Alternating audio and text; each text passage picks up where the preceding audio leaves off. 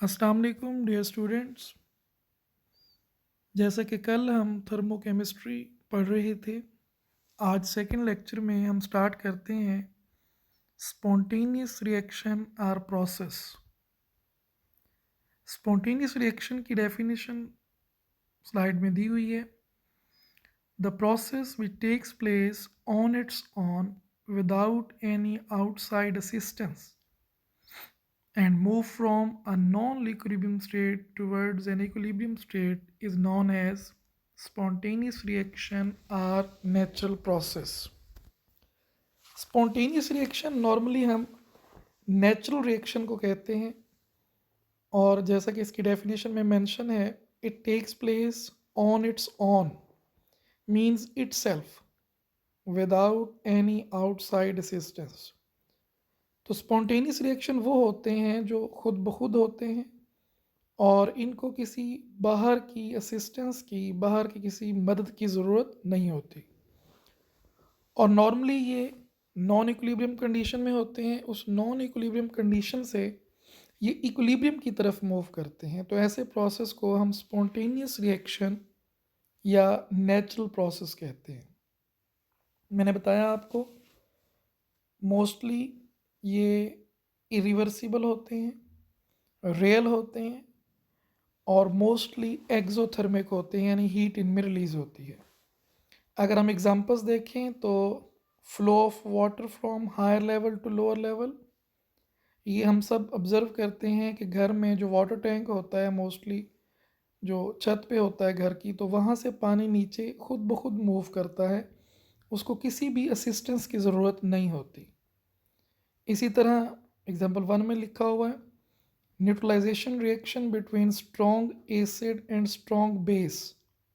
For example NaOH और HCl आपस में रिएक्ट करते हैं, NaCl और H2O प्रोड्यूस होता है। इस रिएक्शन में भी बाहर की किसी असिस्टेंस की ज़रूरत नहीं है, ये रिएक्शन खुद ब खुद होता है। इसी तरह थर्ड एग्जांपल में कोट किया हुआ है, zinc reacts with copper sulphate to produce zinc sulphate and copper. ये भी हम ऑब्जर्व करते हैं, कॉपर सल्फेट ब्लू कलर का सोल्यूशन होता है और आम ज़ुबान में हम इसको नीला थोथा कहते हैं। तो जब उसमें जिंक को ऐड किया जाता है, उससे जिंक सल्फेट बनता है और कॉपर प्रोड्यूस होता है, और जिंक सल्फेट कलरलेस होता है। तो यूँ समझें कि ये ब्लू कलर कॉपर सल्फेट का खुद ब खुद डीकलराइज हो जाता है। इस रिएक्शन में भी हमें किसी आउटसाइड असिस्टेंस की ज़रूरत नहीं होती। तो ये तमाम एग्जांपल्स हैं ऐसे रिएक्शंस की जो खुद ब खुद होते हैं और उनको किसी भी आउटसाइड असिस्टेंस की ज़रूरत नहीं होती। स्पॉन्टेनियस रिएक्शन या स्पॉन्टेनियस प्रोसेस में हम एक स्पेशल केस पढ़ते हैं, और स्पेशल केस क्या है? There are some reaction that needs energy to start, but once these are started these proceeds on its own. कुछ ऐसे भी रिएक्शन होते हैं जिनको स्टार्ट करने के लिए एनर्जी की ज़रूरत होती है, इनिशियल एनर्जी की ज़रूरत होती है ताकि उनको स्टार्ट किया जा सके। लेकिन जब वो एक दफ़ा स्टार्ट हो जाते हैं तो वो खुद ब खुद मूव करते रहते हैं, उनको किसी बैरूनी मदद की ज़रूरत नहीं रहती। For example burning of coal, हम लकड़ियों को या नेचुरल गैस को, सुई गैस को जब जलाते हैं तो इनिशियल फायर हमें देना पड़ता है, एक दफ़ा हमें वो बर्निंग का प्रोसेस स्टार्ट करना पड़ता है। लेकिन जब वो प्रोसेस स्टार्ट हो जाता है तो फिर वो खुद ब खुद होता रहता है, उसको किसी भी आउटसाइड असिस्टेंस की ज़रूरत नहीं होती। तो ये स्पेशल केस है जिसको हम स्पॉन्टेनियस रिएक्शन का नाम देते हैं। स्पॉन्टेनियस रिएक्शन पढ़ा हमने, ये डेफिनेशन, एग्जाम्पल्स, और एक उसमें हमने स्पेशल केस पढ़ा है। नेक्स्ट हम पढ़ते हैं non spontaneous reaction or non spontaneous process. तो ये उसके बिल्कुल अपोजिट होगा। डेफिनेशन है इसकी, the process which does not take place on its own and need some external assistance to carry out is known as non-spontaneous process or non-spontaneous reaction। ये non natural होते हैं, रिवर्सिबल भी हो सकते हैं, और मोस्टली इनको एनर्जी चाहिए होती है या कोई और बैरूनी मदद चाहिए होती है जिसकी मदद से ये होते हैं। एग्जाम्पल्स अगर हम देखें तो pumping of water up hill means flow of water from lower level to higher level. हम सबकी ये कॉमन ऑब्जर्वेशन है कि जब हम वाटर टैंक में पानी भरते हैं तो मोटर पंप को ऑन करते हैं।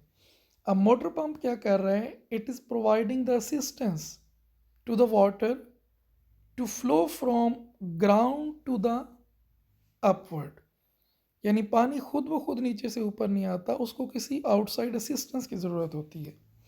इसी तरह एग्जांपल नंबर 1 में है transfer of heat from cold interior part of the refrigerator to hot surroundings. यानी जब हम रेफ्रिजरेटर ऑन करते हैं और उसमें किसी भी चीज़ को रखते हैं तो हम कहते हैं जी वो जो मटेरियल हमने रखा है वो ठंडा हो गया है। असल में हुआ क्या है, रेफ्रिजरेटर ने उसकी हीट को आउटसाइड ट्रांसफ़र कर दिया है, उस मटेरियल में से हीट को निकाला और उसे बाहर ट्रांसफ़र कर दिया। अब ये मटेरियल की हीट को निकालना ये भी नॉन स्पॉन्टेनियस है। रेफ्रिजरेटर आप ऑन करेंगे तो ये प्रोसेस होगा, अदरवाइज ऑफ रेफ्रिजरेटर में ये ट्रांसफ़र ऑफ हीट भी नहीं होगा from refrigerator to the outside. और इसी तरह थर्ड एग्जांपल है N2 and O2, नाइट्रोजन और ऑक्सीजन ये रिएक्ट करते हैं, NO बनाते हैं। नाइट्रोजन और ऑक्सीजन अबंडेंट क्वांटिटी में एयर के अंदर मौजूद होते हैं, एटमॉस्फेयर के अंदर मौजूद होते हैं, लेकिन ये एक दूसरे के साथ रिएक्ट नहीं करते क्योंकि इनको रिएक्ट करने के लिए ऑलमोस्ट 180 किलो जॉल पर मोल एनर्जी चाहिए होती है। तो अगर आप ये एनर्जी देंगे इनको तो ये आपस में रिएक्ट करेंगे, अदरवाइज ये नाइट्रोजन और ऑक्सीजन एयर में इसी सूरत में रह जाते हैं और ये रिएक्ट करके NO नहीं बनाते। इट मीन्स ये भी नॉन स्पॉन्टेनियस रिएक्शन है and it needs energy to carry out. तो ये बेटे एग्जांपल्स हमने पढ़ी नॉन स्पॉन्टेनियस रिएक्शंस की। तो ये एग्जामिनेशन पॉइंट ऑफ व्यू से भी बहुत इंपॉर्टेंट है, differentiate between spontaneous and non spontaneous process. Definitions लिखेंगे, कुछ इनके फीचर्स बताएंगे और फिर एग्जांपल्स कोड करेंगे। तो ये मोस्टली शॉर्ट क्वेश्चन या लॉन्ग क्वेश्चन की सूरत में आपके पेपर का हिस्सा होता है।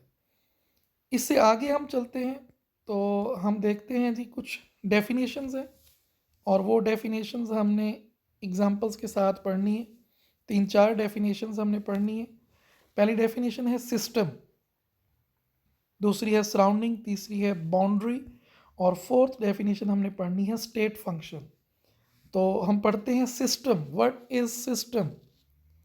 Any portion of the universe which is under study, anything in the universe that is under observation, that is under study is called as system। किसी भी चीज़ को हम पढ़ रहे हैं, किसी भी चीज़ पे हम कोई एक्सपेरिमेंट कर रहे हैं तो वो हमारा सिस्टम है। Like reaction between zinc and copper sulphate in a flask, ये एक सिस्टम है। A cup of tea present to the table, ये एक सिस्टम है। A book that you are studying that is under discussion, like हम chemistry का chapter thermochemistry पढ़ रहे हैं तो हम अगर ये बुक पढ़ रहे हैं जिसमें थर्मोकेमिस्ट्री लिखा हुआ है, then we are system, the reader and the book ये मिलकर सिस्टम बनाते हैं। तो सिस्टम, उसकी एग्जांपल्स याद करनी है।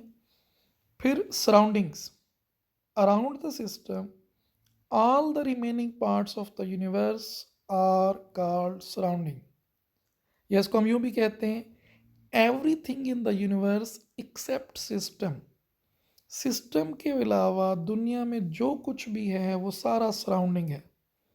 अगर हम इनको अबव एग्जांपल से समझें तो जैसे हमने कहा जी reaction between zinc and copper sulphate in a flask is a system, और उस फ्लास्क के बाहर जो एयर है, द एयर, वो सराउंडिंग है। इसी तरह अ cup of T on the table, ये सिस्टम है। तो वो जो टेबल जिसके ऊपर कप पड़ा हुआ है वो उसका सराउंडिंग है। अगर कप आपका सिस्टम है तो टेबल जिसके ऊपर वो कप पड़ा हुआ वो आपकी सराउंडिंग है। तो अबव एग्जांपल से भी आप ये दो सराउंडिंग की एग्जांपल्स पढ़ सकते हैं। उसके बाद है बाउंड्री। जी, तो ये हमने सिस्टम और सराउंडिंग की डेफिनेशन